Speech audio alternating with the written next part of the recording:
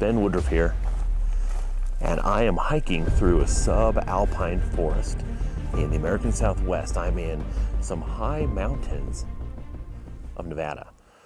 I'm actually 9,500 feet in elevation, which is several thousand feet higher than Machu Picchu, the kind of Inca capital that is world famous for its high elevation. But being this high up here, how does this forest get here? This is in the middle of a desert. And where I'm at, there's not a lot of organics. Down by this river, there's a tiny bit of grass that grows right along the stretch. But other than that, it's pretty much rock and trees. So where do these trees come from? Well, when you're hiking through a forest like this, you might catch the sound of a very special bird. It's the call of a Clark's nutcracker. What is a Clark's nutcracker? It's a strange sounding bird. Let's talk about this species. Clark's nutcrackers are a very unique species of corvid. Corvids are the crow family, the raven family.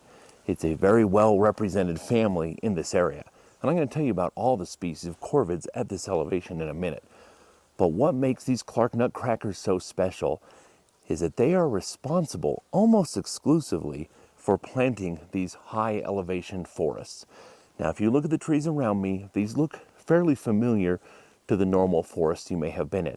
But this is thousands of feet in elevation above where these trees should naturally be growing. What happens is, and how they get planted, is by these Clark's nutcrackers. Now, Clark's nutcrackers, being a member of the crow, the raven family, they have a powerful beak and they have powerful claws. They don't grip in a way that hunts, but they can dig.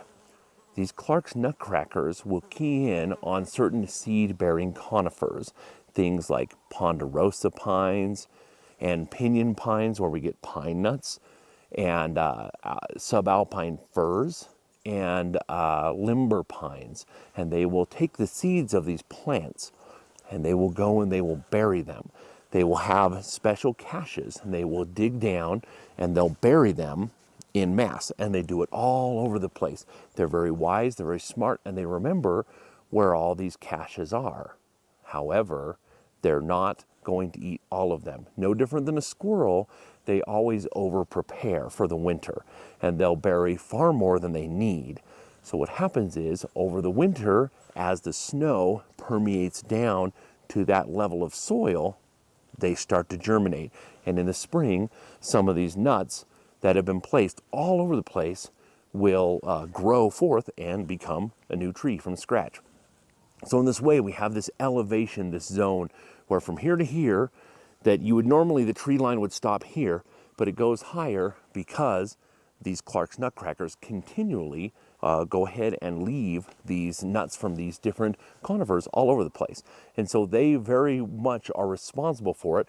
Over time, as time goes on, new trees go up and plant new seeds, and as those trees die, you have the cones that fall down and the dead trees that die. This crumbles. It's very, very weak, and it builds up soil. Otherwise, this elevation where I'm at right now is nothing but rock. It's just rocks like marble and travertine and different really dense dolomite rocks that are not conducive to growing plants. But because some of these got planted long ago by Clark's nutcrackers, you have a forest where there otherwise would not be one. That's why it's important to make sure that we protect this species, because without it, over time, eventually, this forest would disappear. Now, being a corvid, I want to talk about the other corvids up here. At this elevation, there's a wide range of different corvids. Normally, we call this kind of the crow or the raven family, the corvid family. And normally that's what people picture as a crow. Well, let's start small and go big. The smallest corvid in this area is the diminutive gray jay. It's a very small species, and it's at the very highest elevations in this particular forest. These little jays are very gentle, and they're very tolerant of humans. And you can hold out food and they will come right down to your hand and eat right from your hand. They've learned that humans are safe and fun to be around. The next one, at the bottom end of this elevation where we're at, is the scrub jay. And scrub jays, they live around here, and they hunt a wide range of insects and seeds. And the next one up from there is the pinion jay. Pinion jays are unusual. Their body shape, their wing shape, and their tail are unlike any other corvid that we have. But pinion jays are also odd in that they will flock. They could have anywhere from 70 to 200 of these all going together. And when you hear them, they're loud, and you can hear them when they fly by. It sounds like the rushing of an airplane, but the sound they make, you can hear it miles away, and you can hear this big flock, and you know the pinion jays are coming.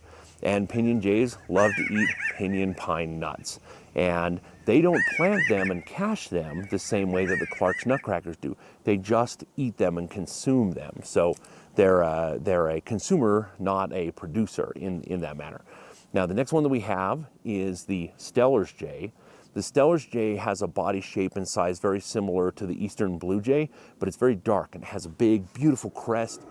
These are very loud, very vocal, and they live all around this area. We also have magpies, and magpies don't reach much up at this elevation, but we do have them. Magpies have a big, long, beautiful tail, and they are very vocal, and they like to flock together and even hunt together. And of course, the king of the corvids worldwide and in this area is the raven. We have ravens. Ravens pair for life, and we have ravens. I've been calling to them, really doing a call and getting them to come over. So it's really neat to see that there's that many species of corvids in this one little area. And this whole area is entirely dependent on the Clark's nutcrackers planting those seeds. So all those other corvid species wouldn't have a home here. This would just be big old rock screes and just rock slides and glacier deposits and nothing else if it were not for the Clark's nutcrackers. So many species live up here, but all those species of corvids are all dependent on that one species of corvid, the Clark's nutcracker. So I hope you enjoyed learning a little bit about this fascinating species. If you haven't already, if you could hit subscribe to my channel, I very much appreciate it. And always remember that life is a gift. So never stop learning and never stop exploring. We'll see you next time.